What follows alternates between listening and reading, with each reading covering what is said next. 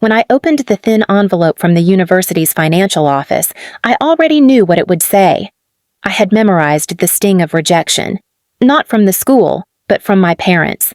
Inside was a formal note confirming that my tuition hadn't been paid and I'd be unenrolled from the upcoming semester unless the outstanding balance was cleared within 10 days. 10 days. After 3 years of pulling straight A's, working 2 part-time jobs, tutoring on weekends, and turning down every party and trip that didn't come with a scholarship, this was how my journey was about to end. Please subscribe to our channel and tell me in comments from where are you watching this video. I stared at the words numb. I had already begged them, repeatedly. Just one more semester, I had said. Just until I graduate, please. But their voices echoed in my head like cruel bells of disappointment. We're strapped for cash, sweetie, my mom had told me with that dismissive tone she reserved just for me. You know we've got your sister's Paris semester to cover. I wasn't even surprised anymore. My sister, Chloe, could whisper a dream and it would materialize by morning. She wanted to spend a semester abroad to feel inspired. And suddenly, there were non-refundable flights to France, 5-star dorm housing, and designer luggage piled high in the driveway. I, on the other hand, had to submit a full proposal just to ask for $100 to cover lab fees. I'd stopped hoping a long time ago. But this? Them letting me drown while they sipped wine under the Eiffel Tower with Chloe? It was my breaking point. I didn't argue with them when I showed them the notice. I didn't cry this time. I just nodded, folded the paper neatly, and said, "Thanks for letting me know where I stand." My dad looked up from his phone briefly, already irritated by the guilt trip he assumed was coming. My mom sighed. "We're not made of money, you know." I stopped talking after that. Not a single call, not a text. No updates. I figured if I wasn't worth their support, they weren't worth my struggle. But what they didn't know was that I didn't give up. I never have. I went to the school administration and explained my situation, not as a sob story, but as a practical plea. One professor who had watched me come alive in her classes vouched for me. Another connected me with a scholarship foundation that helped students in crisis. I applied for emergency funding, sold off some personal belongings, and picked up an overnight shift at a local print shop. I averaged 4 hours of sleep a night. My body hurt, my mind throbbed, but I stayed in school, quietly, invisibly, without a dime from the people who were supposed to believe in me. Meanwhile, their Instagram stories flooded my phone whenever I dared to open the app. Chloe clinking glasses on the Seine. My parents posing with her in front of the Eiffel Tower, hashtagging it #family over everything. The irony made my stomach turn. The day I walked across that stage, I didn't invite them. I didn't need applause from the people who had bet against me. Instead, I arranged for 2 seats in the front row, reserved, but unnamed. I had a hunch they'd show up anyway. After all, appearances meant everything to them. And Chloe had likely told them about the ceremony when she flew back for the summer. When I stepped out in my cap and gown, top of my class, honored with the department's prestigious award in neuroscience, I scanned the crowd, and I saw them. There, dressed like proud parents, trying to blend in with the crowd they had done nothing to deserve. And that was when the real story began. My heels echoed through the backstage hallway as I waited for my name to be called. The air was tense, thick with nerves from other graduates and the hum of 1,000 whispered conversations from the audience beyond the curtain.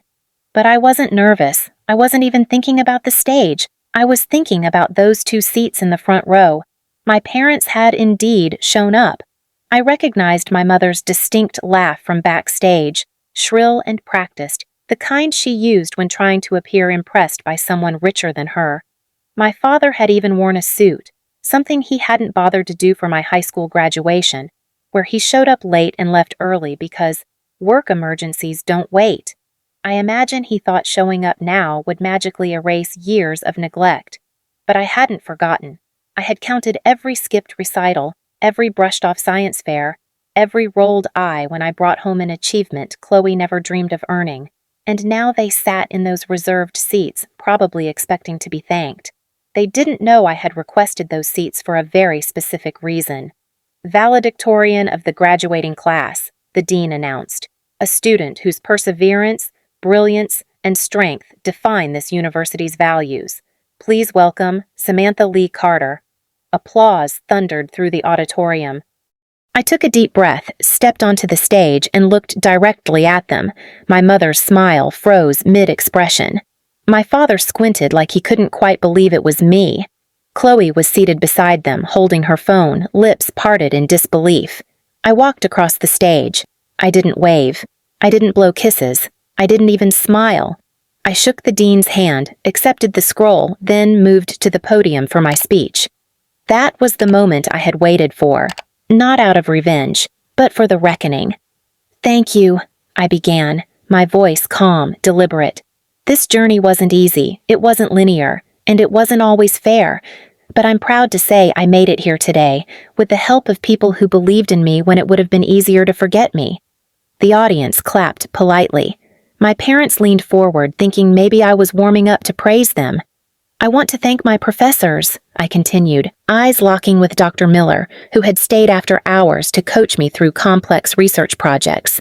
The donors who stepped in to keep my education alive when others walked away, the staff who noticed I was hungry when I said I was fine, and the strangers who gave me grace when those closest to me didn't.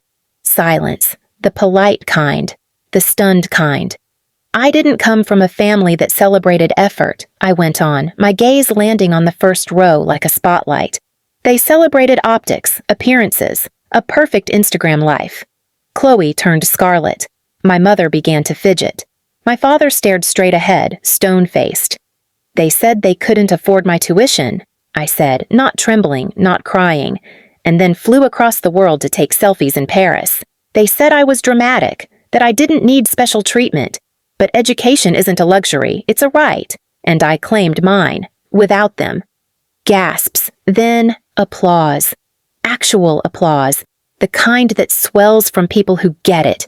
The kind that makes you realize you weren't crazy for feeling invisible. I left the podium before the applause died down. I didn't look back. I didn't need to. After the ceremony, there was a reception. I made my rounds, hugged classmates, posed for photos with professors and friends. I could feel their eyes on me, my parents standing off to the side like awkward guests at a party they weren't invited to. They tried to approach. My father opened his mouth, but I walked past him like he was another stranger. "Wait," my mother called out. "We were here. We came." "So did everyone else," I replied. "But they actually earned the right to celebrate?" Chloe had the decency to look ashamed. She didn't say anything, maybe for the first time in her life, but I didn't need apologies. I wasn't looking for redemption. I was free of the need to be seen by people who chose to be blind. What they didn't know was that I had already made arrangements. The school's alumni committee had contacted me about a job placement opportunity, and I'd taken it. The offer included housing. I'd be moving, out of state, out of their reach, and into a future they couldn't control. And as a final act of closure, I mailed them a copy of the university bill they'd refused to pay. With it was a note that read, "Paid in full, not by you, never needed you." They never responded, but I didn't expect them to. Because silence, just like distance, is sometimes the loudest justice of all. Months passed, and life began to bloom in ways I never imagined. My new role at the Research Institute brought me to a city where people judged me not by my family name or social connections, but by my work, my mind, and my presence. For once, I wasn't Chloe's sister or the other Carter kid. I was just me, Samantha Carter, respected, welcomed, and finally seen. I didn't hear from my parents again. No calls, no emails, no half-hearted attempts to reconnect. And honestly, that silence felt like peace. But then, one day, I received a message from my old neighbor, Mrs. Tilda, the sweet woman who used to bring over banana bread when I was little. She told me my parents had sold the house. Apparently, they were downsizing after what she called some serious financial missteps. I didn't care to learn the details. But what struck me wasn't the loss of the house, it was that my parents hadn't even told me. They had erased me so thoroughly that even their failures no longer included me. I thought I'd feel bitter or smug, but I didn't. I felt clean free. To close the chapter, I boxed up my old college photos, my awards, and the letter of recommendation my professor had written calling me one of the finest minds he'd mentored in 2 decades. I looked at them not as proof for anyone else, but as quiet reminders for me.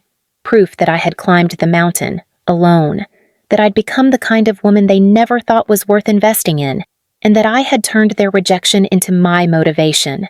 In the end, I didn't need to take revenge. Success was enough. Silence was the most honest conversation we ever had.